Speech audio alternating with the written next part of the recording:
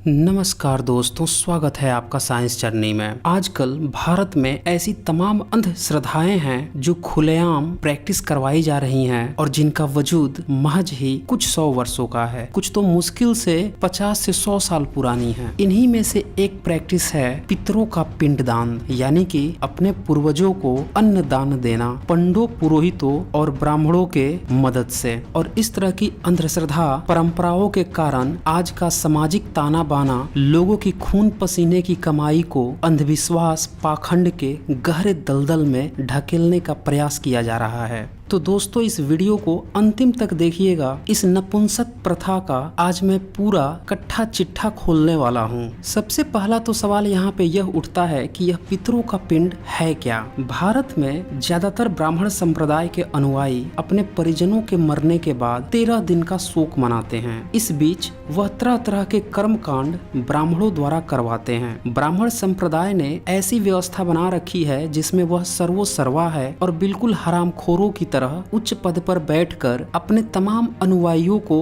अनेक जाति गोत्र वर्ण में बांट रखा है और उनकी पूरी दिनचर्या को अपने द्वारा पूछ कर करवाए जाने का प्रावधान रच रखा है। उदाहरण के तौर पे एक ब्राह्मण संप्रदाय का अनुयायी अपनी शादी भी एक ब्राह्मण को रात भर आंगन में रखकर अपनी दुल्हन के साथ मंत्रोच्चारण करता है, तब जाकर उसकी शादी संपन्न मानी जाती है। उसी तरह से जब उसका बच्चा होने वाला होता है, उसका नामकरण भी ब्राह्मण ही करवाता है। और कई केस तो ऐसे हैं गर्भाधान संस्कार भी ब्राह्मण करवाता है औरत का। इसकी डिटेल मैंने वीडियो 81 में दे रखी है, उसका लिंक भी डिस्क्रिप्शन बॉक्स में है। उसकी आप डिटेल देख सकते हैं कि कितनी बेहुदी और घटिया प्रथा है ये। इसके अलावा जब भी कोई नया कार्य हो, गृह प्रवेश हो, घर बनवाना हो, दुकान खुलवानी हो या कोई अन्य कार्य हो, तो ब्राह्मण ही आके वह करवाता है। फिर मरने के बाद सारा क्रियाक्रम 13 दिन का ब्राह्मण ही करवाता है। और इससे भी पेट नहीं भरा तो हर साल हिंदी कैलेंडर के अश्विन माह में सभी को अपने मरे हुए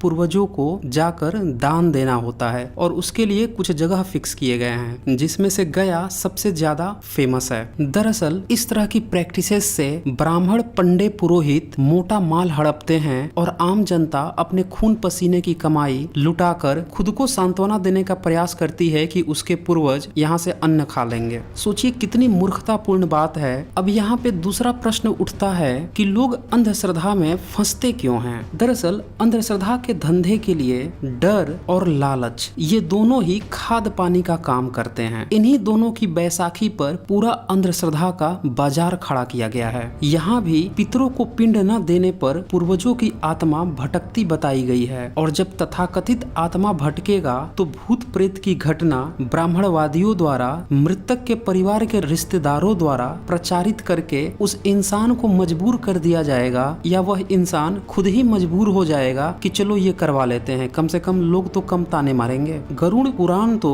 धमकी तक दे डालता है कि जिनका पिंडदान नहीं होता उन्हें प्रेत योनि मिलती है और उसी योनि में निर्जन वनों में भटकना पड़ता है। पिंडदान से ही प्राणी का नया शरीर बनता है और इस शरीर से वह परलोक विचरण करता है। इसके लिए वकायदे गरुड़ पुराण में तमाम तरह की कहानियां कपोल गल्पित करके बताई गई है। दूसरी तरफ मृतक और उसके परिवार को यह लालच भी रहता है कि कहीं अगर स्वर्ग नरक हुआ, पाप पुण्य हुआ तो उसका स्वर्ग मिलने से रह जाएगा। और वहीं उसके घर में अगर छोटी मोटी घटनाएं घटने लगती हैं, जो कि अक्सर हर घर में घटती हैं, तो वह उसे पितरों का पिंड न देने की घटना मान बैठता है और फिर वह इन धूर्त ब्राह्मणों के जाल में फंस जाता है। अब यहाँ पे एक तीसरा प्रश्न खड़ा होता है कि वह कौन कौन सी कहानियां हैं जिसके आधार पर पितरों के पिंड की कहानी गढ़ी गई है। दरअसल ब्राह्मणों ने भारतीयों को लूटने के लिए तरह तरह की कहानियां गढ़ी है और वो सारी कहानियां ही भारत के जो मूल दर्शन थे,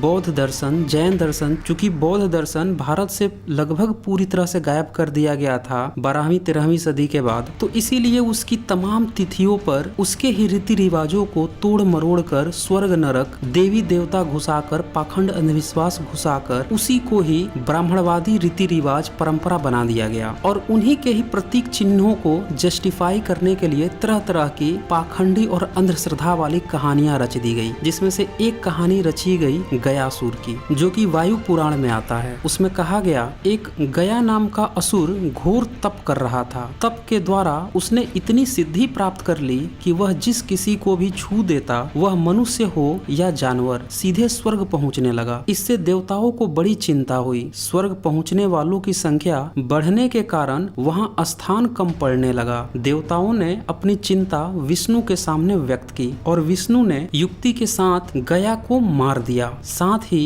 यह वरदान भी दिया कि जिस स्थान पर वह मरा है वह स्थान उसी के नाम से जाना जाएगा और वहां जिस व्यक्ति का पिंडदान किया जाएगा वह सीधा ब्रह्मलोक पहुंचेगा। तो देखिए यहाँ पे जो गयासुर है उसको विष्णु ने मार दिया। क्यों? क्योंकि गयासुर जिसको भी छू देता था या जो भी लोग उसके पास जाते थे वो सीधे स्वर्ग पहुंच जाते थे। और हम जानते हैं कि गया क्षेत्र बुद्धिस्ट स्थान है, बुद्ध को वहाँ पे ज्ञान की प्राप्ति हुई थी ऐसा बताया गया है। और जो भी लोग बौद्ध मार्गी थे वो निर्वाण की प्राप्ति अर्थात कि आप अपना जीवन अच्छे से काट कर चले जाएं, इस बात को मानते हैं। तो यही चीजें यहाँ पे बताई जा रही हैं। बस गयासुर को मार दिया विष्णु ने और अब क्या कहा कि पितरों का पिंड दोगे तो निर्वाण की प्राप्ति होगी, या ब्राह्मणवादियों की कहानी के अनुसार तब ब्रह्मलोक जाओगे। तो इस तरह से फालतू और फलूदे की कहानी जो भारत की मूल परंपरा थी उसी को ढकने के लिए बनाई गई और बीच में ब्राह्मणों ने अपने हलवे पूड़ी का, अपने पेट पूजन का, अपने हरामखोरी के धंधे का भी भरपूर प्रदर्शन किया कागज पर देवी देवताओं के नाम पर। अब यहाँ पे सवाल खड़ा होता है कि फिर ये गयासुर की कहानी कितनी पुरानी है? अगर यह माइथोलॉजी है तो इसका वास्तविक इतिहास क्या है? अब इस गयासुर की जो कहानी थी वायु पुराण में उसकी थोड़ा और डिटेल सुने। जब गयासुर के दर्शन और स्पर्श से सभी जीव मुक्ति प्राप्त कर वैकुंठ जाने लगे तब इंद्र,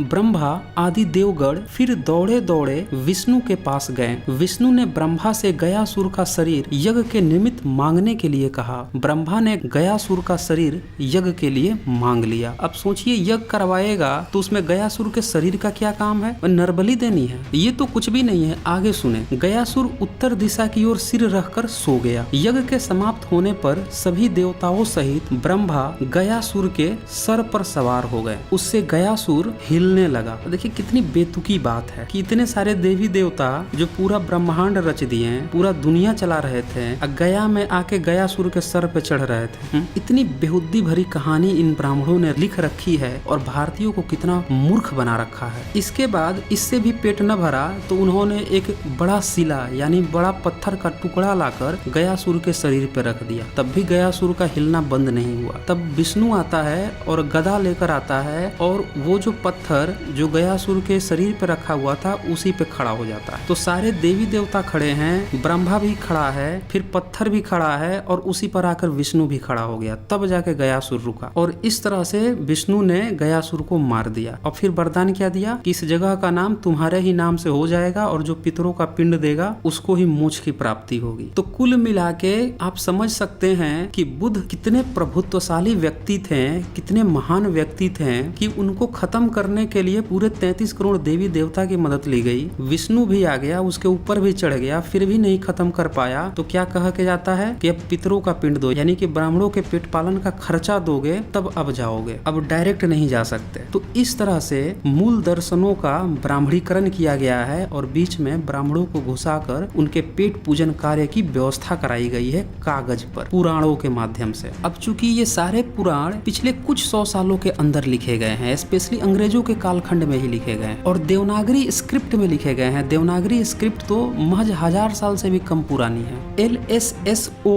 मैली ने अपनी प्रसिद्ध पुस्तक गया में लिखा है कि गयासुर का मिथक 14वीं-15वीं सदी का है। ये वही दौर था जब भारत का ब्राह्मणीकरण हो रहा था। उधर नालंदा विश्वविद्यालय जला दिया गया था। भारत में और भी 70 से ज्यादा विश्वविद्यालय बताए गए हैं, उनका भी पूरी तरह से खात्मा कर दिया गया था। उनका नाम इसलिए हाईलाइटेड नहीं हुआ क्योंकि वहाँ पे किसी मुस्लिम का नाम नहीं आया और जहाँ एक किसी मुस्लिम का नाम आया जिसे जलवाया गया था उसको हाईलाइटेड कर दिया गया। मतलब 70 विश्वविद्यालय जले, उसमें से एक ही का नाम हाईलाइटेड किया गया और बाकी के 69 और उससे भी ज्यादा जो विश्वविद्यालय बौद्धों के थे उसको खत्म किया गया। उसकी जांच भी अभी बाकी है। तो इसी दौर में माधवाचार्य, सायण, उवट, महिधर, वेद का भाष्य कर रहे थे 13वीं-14वीं सदी में, और दूसरी तरफ इनके चेले चपाटे गयावाल पंडे गयासुर की कहानी गढ़ के बोध गया को हथियाने के चक्कर में थे। अगर हम उससे भी पहले की बात करें तो डॉक्टर मेनी माधव बरुआ, जो कि 1888-1948 के बीच में थे, इन्होंने अपनी पुस्तक गया और बोध गया, जो कि 1931-34 में छपी थी, और फिर इसका इंग्लिश वर्जन का पुनर्मुद्रण हुआ था 1975 में। उसमें वो साफ साफ लिखते हैं कि जो पाल वंश का राजा था नेपाल, उसका 1940 में जो शिलालेख है उससे रिलेटेड रिसर्च की थी किलहॉर्न ने, और उसके आधार पर निष्कर्ष निकाला था कि 11वीं सदी तक कोई भी पितरों का पिंड का दान इत्यादि गया में नहीं होता था, और न ही श्राद्ध जैसी कोई बात होती थी। खुद फाहियान ने 399 ईस्वी में बोध गया की यात्रा की, और उन्हें वहाँ कोई भी श्राद्ध या पितरों का पिंड नहीं मिला, बल्कि उन्हें वहाँ बौद्ध मार्गी मिले, संघाराम मिला, बौद्ध स्तूप मिले, और यही बौद्ध स्तूप हेनसोंग को भी मिले 7वीं सदी में। अगर ईसा पूर्व 250 ईयर्स पहले की बात करें तो वहाँ सम्राट अशोक ने अपने गिरनार के 8वें शिलालेख पे लिखवा रखा है कि उनने गया में बौद्ध स्तूप बनवाए थे। ये वही बौद्ध स्तूप फाहियान को 5वीं सदी में देखने को मिला, और 7वीं सदी में हेनसोंग ने भी उसी स्तूप को देखा। यानी कुल मिलाकर बौद्ध गया को ही काउंटर करने के लिए, उसे कब्जाने के लिए 14वीं-15वीं सदी के बाद ब्राह्मणों ने बुद्ध मार्ग की सारी घटनाओं का ब्राह्मणीकरण करके उसे श्राद्ध और पितरों का पिंड में कन्वर्ट कर दिया। अब यहाँ पे एक और प्रश्न खड़ा होता है कि चलो ब्राह्मणों ने ब्राह्मणीकरण कर दिया तो लोगों ने कैसे मान लिया, लोग कैसे वहाँ पहुँचने लगे पितरों का पिंड दान देने? तो इसका जवाब भी बहुत ही आसान है। आपको इस बात को समझना होगा कि जितने भी भारत में विदेशी यात्री आए थे उनने सबने नोट्स लिखे हैं। चूंकि भारतीयों के जितने भी नोट्स थे उनको तो इन पंडे पुरोहितों ब्राह्मणों ने मिलकर 13वीं-14वीं शताब्दी में सब जलवा दिया, सारे पाली साहित्य जलवा दिए गए, तो उनका कोई भी इतिहास नहीं बचता है। जो शिलालेख के प्रमाण है वही बचे हुए हैं। तो जो विदेशी यात्री थे उनने जो नोट्स लिखा उन्हीं के आधार पर अगर हम देखें तो जहाँ पे ये पितरों के पिंड दान देने की बात करते हैं उनमें 4 स्थान प्रमुख हैं। पहला है गया, दूसरा है बनारस, तीसरा है प्रयाग, चौथा हरिद्वार, और यही चारों स्थान